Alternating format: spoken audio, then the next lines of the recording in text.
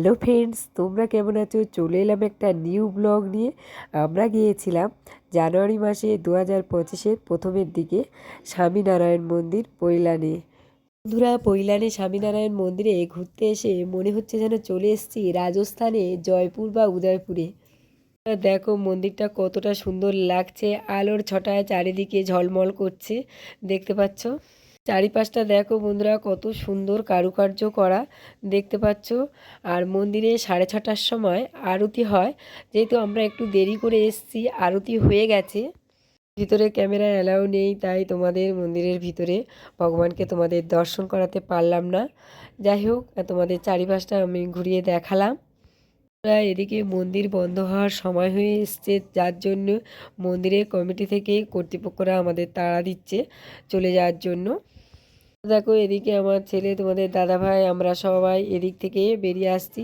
যেহেতু মন্দিরে ওই দিনে একজন অভিনেতা এসেছিলেন সিরিয়াল করা, তার জন্য ওনারা ওই গেটটা, সামনের গেটটা বন্ধ রেখেছে।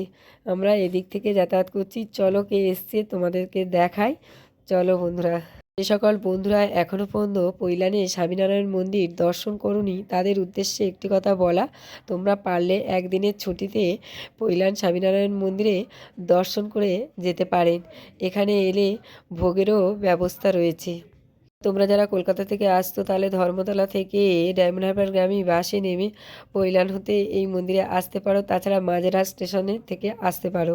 ওই দিনে মন্দিরে এসে যে অভিনেতার সঙ্গে দেখা হয়েছিল, চলো তোমাদেরকে দেখায়। উনি আর ওনার ওয়াইফ এসছিলেন। দেখো ইনি সিরিয়াল করেন, আর ইনি মা সিরিয়াল করেছিলেন, আর অনেক সিরিয়াল করে। তাছাড়া ইনি কোনো মুভি করেছে কিনা আমার জানা নেই, আর আমি সিরিয়াল খুব একটা দেখি না, তাই এনার নাম আমি বলতে পারছি না। তোমরা যদি ওনার নাম জেনে থাকো তাহলে আমার ভিডিওয়ে কমেন্ট করে জানাবেন। তাই এরা সিরিয়াল দেখতে কারা কারা ভালোবাসো সেটা কিন্তু কমেন্ট করে জানাবে। আর এনার নামটা কি সেটাও যদি তোমাদের জানা থাকে বলো। আর সমস্ত ভিডিওটা কেমন লাগলো সেটাও কিন্তু কমেন্ট করে জানাবে।